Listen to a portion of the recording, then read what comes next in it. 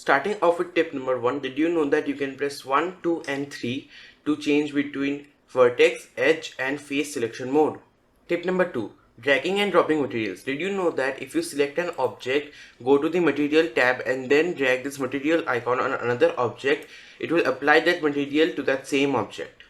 Tip number 3, copying parameters to multiple objects. Select the objects and then right click on any parameter and then select copy all to selected. It is going to copy the whole location to the object selected.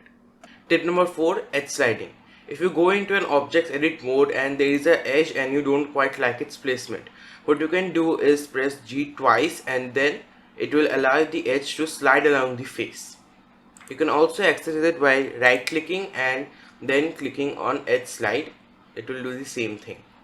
Tip number 4, you can press Ctrl and plus to expand your selection and Ctrl and minus to subtract your selection. This will save a lot of time during modeling. Tip number 5, loop tools. Under Blender preferences, under add-ons, there is an add-on called loop tools. This will help you a lot in modeling. For example, under edit mode, if I select a bunch of faces and then right click, under loop tools there is an option called circle. This will turn the selected faces into a circle. There are a whole lot of other options that you can use during your modeling period, and it honestly saves a lot of time. And if you are enjoying this video, then please subscribe to my channel for more content like this.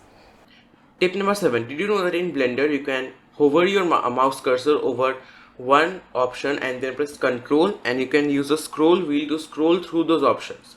It also works under the properties tab. Tip number 8, under Blender preferences there is an add-on called Archimesh. You can use that add-on to add any kind of windows, doors, and there are also decoration props. This will help you if you are doing an interior scene or something like that. And when you add any real window or something like that, you can go under create and there are a lot of options to customize your window.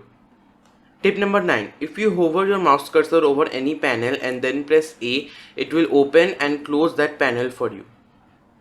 Tip number 10, you can press Alt and then you can use a scroll wheel to scrub through the timeline. Tip number 11, under cycles you can go under light paths and decrease all these values by 2. So you can change 12 to 6 and then divide all of these by 2. I'll change these to 2, this one will be 4 and this will be 6. This will reduce your render time drastically. Tip number 12, under cycles, under color management, you can change the look from none to high contrast.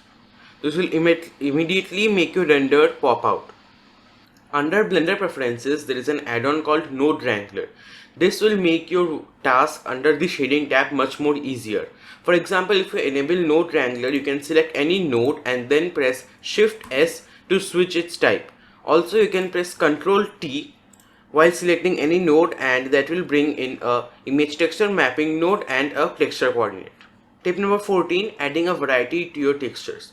You have a texture and you want to change it a bit, but what you can do is you don't need to go to another software and change the colors. What you can do is just press Shift A, search and add in a RGB curves and then bring that between your image texture and the principal BSDF, and now you can change the contrast, the red, green and all other types.